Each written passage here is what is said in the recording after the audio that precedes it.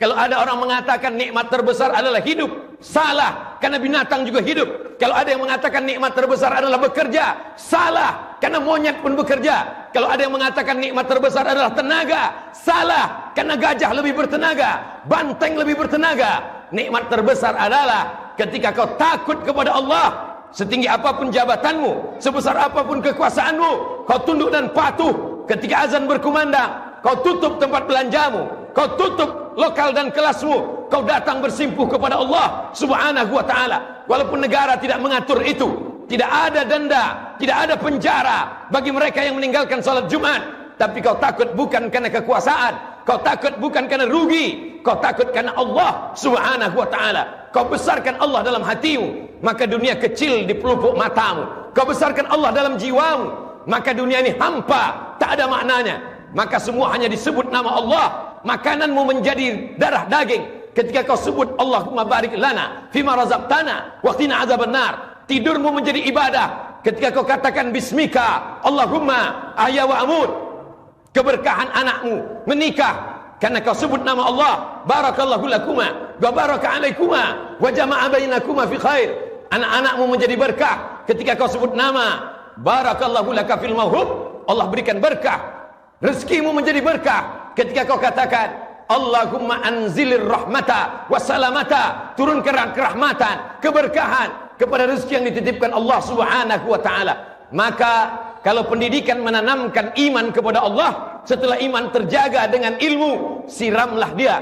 Karena sesungguhnya berapa banyak orang yang berilmu tapi sesungguhnya tidak mengamalkannya. Kabura maqtan indallah, murka paling besar. Pertanyaan paling besar, an ilmihi fima amil. Sudahkah ilmumu kau amalkan? Sudahkah pengetahuanmu kau laksanakan? Ini akan dituntut di hadapan Allah Subhanahu wa ta'ala. Benih-benih itu tidak disiram, dia diletakkan di pasir kering kerontang. Akhirnya iman itu mati. Anak-anak kita berjalan di atas dunia, mereka hanya akan menjadi sampah-sampah sejarah. Mereka hanya akan menjadi binatang-binatang yang pandai berbicara. Tapi ketika kau jaga imannya, maka dia akan menjadi orang beriman. Kalau dia punya kekuasaan, kekuasaan akan dia pakai menolong agama Allah.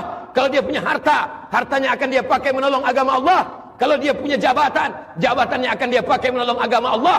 Sesungguhnya harta dan jabatan bukan tujuan hidup. Tujuan hidup adalah ilahi anta maksudi, engkau yang kumaksud, wa ridhaka matlubi, ridhamu yang kucari ya Allah. Kalau fahamlah manusia dengan bahwa tujuan hidup mencari ridha Allah, maka kalau dia dapat, dia tidak akan bangga. Karena dapatnya itu bukan tujuan, dapat itu hanya baru sekedar sarana. Kalau tidak dapat, dia tidak kecewa, karena tidak dapat ada skenario yang paling indah di hadapan Allah Subhanahu wa ta'ala. Jamaah Jumat yang dimuliakan Allah Subhanahu wa ta'ala, hari ini manusia lupa apa tujuannya. Untuk apa kau dihidupkan Allah? Kenapa janin-janin banyak yang gugur? Kenapa anak-anak seusiamu, satu sekolah denganmu, satu madrasah denganmu, mati, sakit, tertabak, kecelakaan lalu lintas, sakau? Kenapa kau masih hidup? Apakah karena kesalahan malaikat? Tidak ada satu kesalahan dalam dunia. Kau masih hidup karena Allah masih sayang. Alladzi khalaqal mauta, Allah menciptakan mati, wal hayata, Allah menciptakan hidup. Untuk apa Allah hidupkan kau? Untuk apa Allah hidupkan kau sampai hari ini berjalan di atas muka bumi Allah? Liyabluwakum ayyukum ahsanu amala. Karena Allah ingin melihat supaya kau melaksanakan amal. Afa khalaqnakum abatha? Apakah kamu diciptakan sia-sia? Kau bukanlah daun yang jatuh dari ranting kayu, lalu kemudian kayu patah tumbang dihembus angin.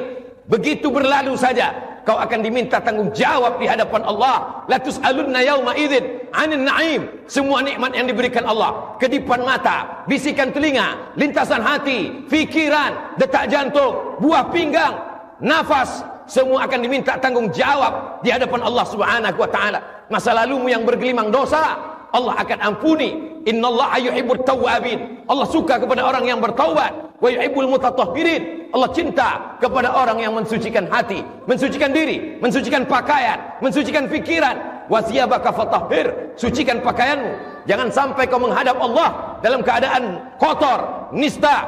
Tapi ada yang paling penting, kau sucikan hatimu dari hasad, dengki, busuk hati, dendam, kesumat. Iyyakum wal hasada. Jauhilah hasad. Fa innal hasada, sesungguhnya hasad, yakulul hasanat, memakan segala perbuatan baikmu. Kama ta'kulun narul hatab, sebagaimana api memakan kayu bakar. laki-laki yang balik berakal, sehat walafiat,